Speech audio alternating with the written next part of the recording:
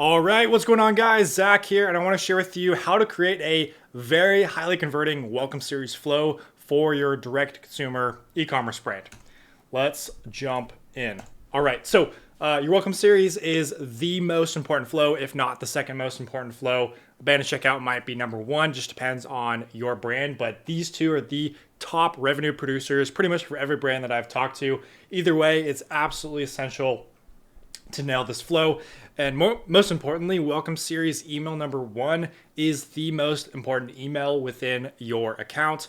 It's everyone's first impression of the brand. People are going to use this to get the discounts, and a lot of people are going to unsubscribe. So there's a lot of tips and tricks that you can do to reduce this unsubscribe rate, which I'm going to talk about. Very important to split test. So today we're going to talk about how to set up the welcome flow, how to make it a 10 out of 10 and improve it over time with split tests and things like that. And then some common mistakes that I see with most brands that I audit. So why listen to me? Just so you know, this is not some random guy on the internet just waxing philosophically. I actually do this for handfuls of D2C clients at a time, and they get awesome results. You can see my website for the full case studies, but we help this brand add 58K in new monthly revenue, help this brand add 43.89% in new monthly revenue. This brand added 57K, this brand added 26.4, and this brand added 47.4K all to their monthly revenue with the strategies I'm about to share with you. So the welcome series, the purpose is to welcome people to the brand. This is the series of emails that people get right after they sign up with the pop-up.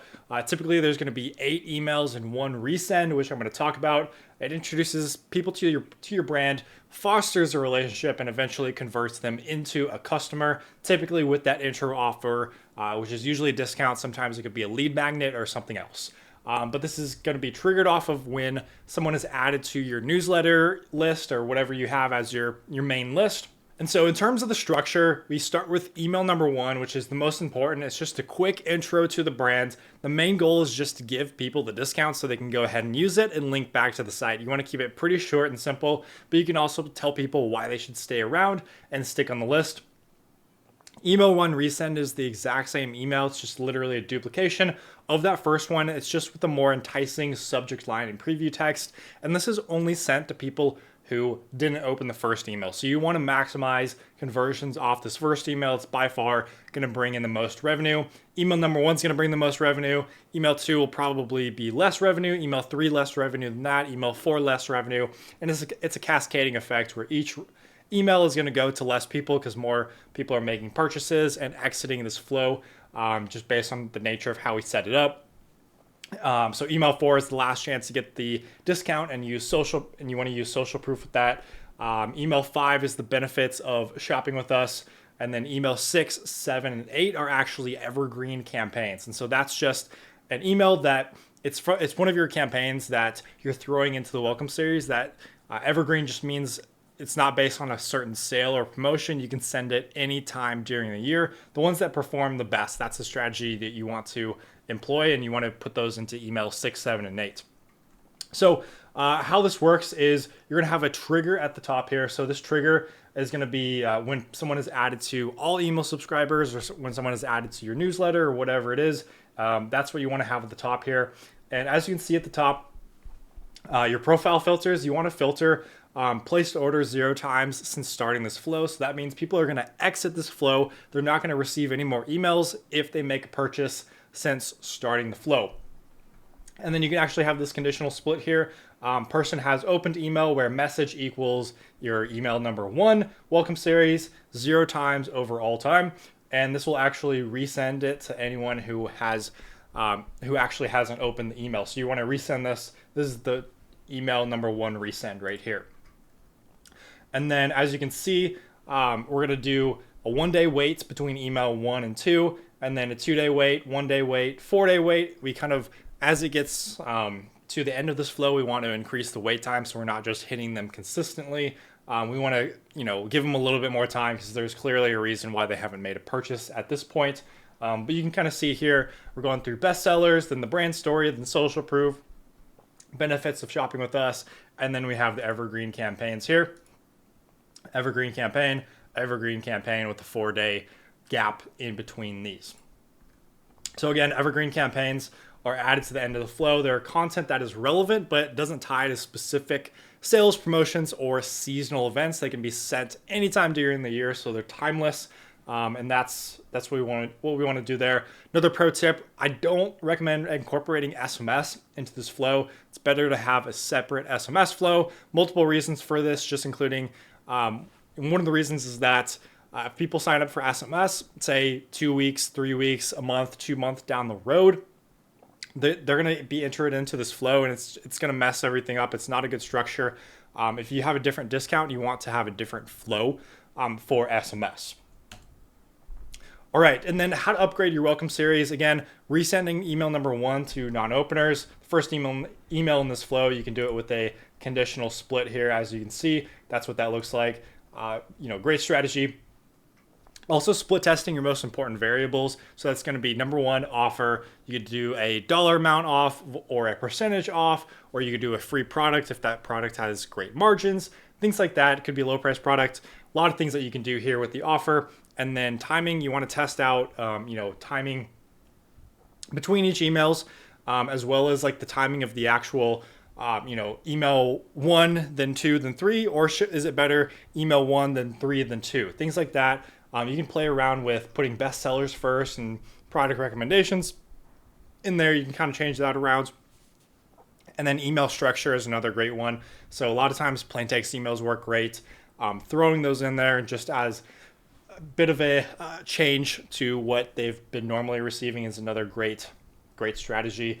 Speaking of plain text emails, this is a great strategy from Rise Superfoods.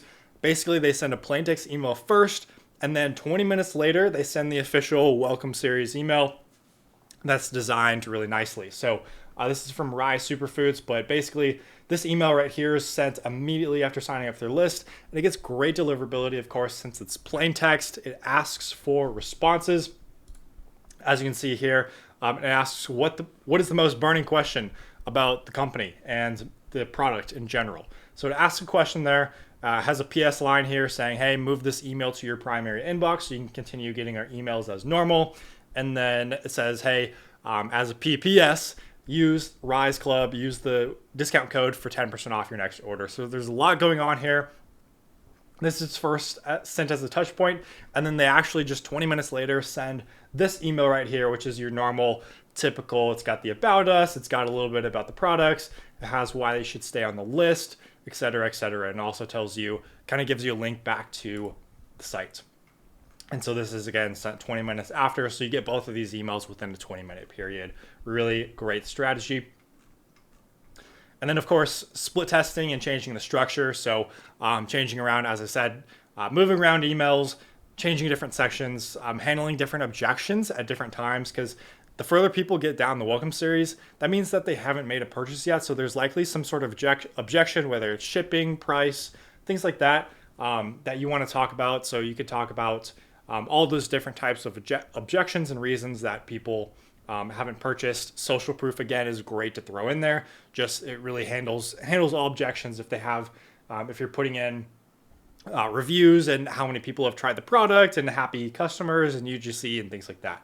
You just want to see what resonates with your audience, since a strategy that works for brand A might perform not nearly as well with brand B.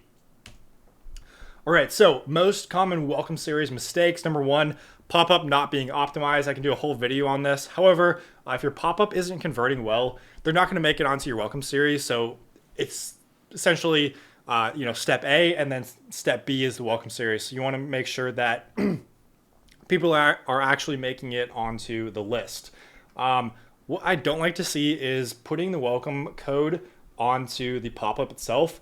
That means that people are never going to actually check their email, or they're not going to check it as often, or they're not, and it means it could go to spam and never get seen again if they just take this and immediately use it and never opt in, never see your email, never move it to the primary inbox. So I do not recommend putting the discount on the last step of the pop-up or putting it on the site or anything like that. Not asking people to move your email to the primary inbox. We talked about that with this company. It's a great strategy, whether you're doing it with plain text like this, or if you're doing it with a designed email, definitely recommend it. Double opt-in. So you're going to see a lot of people, do not actually opt in. So what this is just an extra email before you actually get added to the list. So a lot of people, they're going to receive this email if you have double opt-in on, and that's a mistake. You're going to get drop off essentially. So people are going to get lost. The only time I recommend this is if you're dealing with a ton of spam and bots and things like that. Okay, sure. If you really want to do it and you don't have any other way, then sure, use the double opt-in. But 80% of the time, I would not recommend utilizing this. Welcome discount. So I can kind of make a whole video on this, but I don't recommend using something simple like welcome 20 that's static like that. It's clearly not going to expire. There's no legitimate urgency or scarcity. People know the discount code doesn't expire and they have no reason to use it now. They have no reason to use it in a timely manner. Plus, coupon sites like honey.com can pick them up and people can share them with others, eroding your margins. I also don't love using dynamic codes as well. So that's, actually legitimately unique codes. They can be difficult to use because they can't be put into images. So you have to do this whole finagling of putting it into a Klaviyo HTML section and blending that perfectly. And then it doesn't look great in dark mode. And there's a lot of issues. So that's why what we've resorted to is actually creating static codes that look like they're dynamic. They look like they're unique. So for example, welcome 20 and then a dash and then a bunch of random letters and numbers as a static code. So you actually create this in Shopify or WooCommerce or Magento or whatever, and it looks like it's unique and it looks like it expires to the regular recipient. And you can add this static code to images, and unless they're an email marketing guru, they're not going to know the difference. So that's what we like to do because no one thinks that welcome 20 or a regular code that's in here, no one thinks that it's going to expire. So there's no reason they can keep the email in their inbox and share it with others and do whatever they want with it. And, coupon sites can pick it up and things like that. So I don't recommend that. I recommend either going full dynamic code or creating a static code that looks like it's dynamic. Hero header isn't optimized. This is crucial, especially for your first email in the welcome series. So you want to have the hero image, offer, and CTA all within the first fold of the email. First fold meaning the first part that the readers see without having to scroll down. So within that, without having to scroll, you should be able to see all of these things right here. So we like to use this on average in at least 80% of our emails or more. You don't want them to click off without hearing your offer. Because again, most of the people's time is spent looking above the fold. So as you can see, we have in this example, it's a great example, headline above the fold, CTA button above the fold. You can clearly see get 10% off, hero image above the fold, everything. You don't even need to scroll at all. And you can just click this button and get the discount auto applied. Boom, easy as that. Flow is too short. This is another huge mistake that I see. 4 emails is the minimum that I recommend. We always set up 8 for our clients. It should be very easy to set up 8, especially if you're using evergreen emails at the end of the flow. But again, I highly recommend making this longer just to improve conversions. I would definitely recommend that you don't make the mistake of not telling people that why they should stay subscribed. Tell people about the exclusive discounts that they're going to get, new updates, tips and tricks, behind the scenes, etc., etc. This is a great example from Premier Protein of them telling you just in a short blurb here why it's so important, why you should stick around after getting the discount. Because, for me at least, a lot of times I'll sign up for for a brand's email list just to get the discount. I just want that 20% off, and that's it. I'm done. I don't want to get any more emails. That's it. So you want to give them reasons why they should stick around.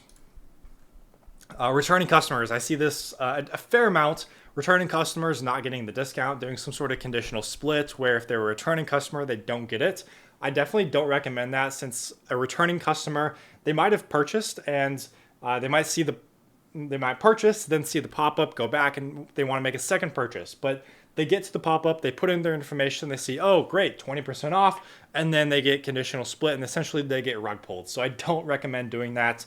It's definitely a mistake that I see a little bit too often when brands are trying to think proactively and they think they're doing something good here by not offering that discount, but it doesn't end up working.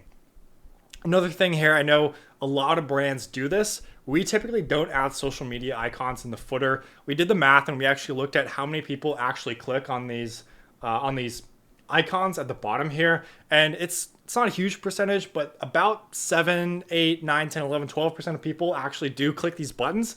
And that means that they're going to go scroll on Instagram and TikTok and get lost and start doom scrolling instead of buying your products. So I don't recommend having them in there. If you want to have a separate email dedicated to having a call to action to social media, you could put that at the end of your welcome series. It's a great place to put it there. It's a great place to put it. But I don't recommend putting this just as, in every single footer. And then not having an SMS only welcome flow. Again, I recommend having SMS separately just for people that sign up for SMS later down the road. If they're not signing up for email and SMS at the same time, they're going to be added to the flow again. It really messes things up if SMS and email are in the same flow. So I recommend separating them out. Also, I recommend having a pop-up specifically retargeting email users who didn't sign up for SMS so that they can actually get onto the SMS list, even if it is a month or 2 months down the road. And you're sending email campaigns about why people should join the SMS list. Great thing to do there with SMS. Can make a whole video on that. Last bonus points here for anyone who gives a discount to people who sign up for SMS. So if you do 15% for email, you could do 20% discount for SMS. Great strategy. Actually gets people onto the SMS list and gives them a reason to sign up for SMS versus just leaving it, for interpretation. And then not using dynamic recommendation blocks in your flows. I highly recommend using these. These are great because you can just give, essentially custom recommendations to each person. So this is what it looks like, and the products are actually gonna differ based on whether you want that, an individual recipient to see the bestsellers or, products that they've already viewed before. So they're like, oh, great, I love these products. Or products the customer may also like based on their view and purchase history, and also products that a customer has been added to a cart. There's a lot of different ways that you can do this, but essentially you can make dynamic recommendations that update based on whoever's seeing and whoever's going through this flow. Great strategy right there. Awesome. So that is how to create a very highly converting welcome series. You could go ahead and do this yourself. However, if you want us to add 50 to 200K to your monthly revenue in the next 90 days, or we give you a refund, and you're running a D2C e-commerce brand doing 6 or 7 figures per month, you can either check out our website and book a call there, or go ahead and send me an email here. So appreciate you listening to the video, and hope you have an awesome rest of your day.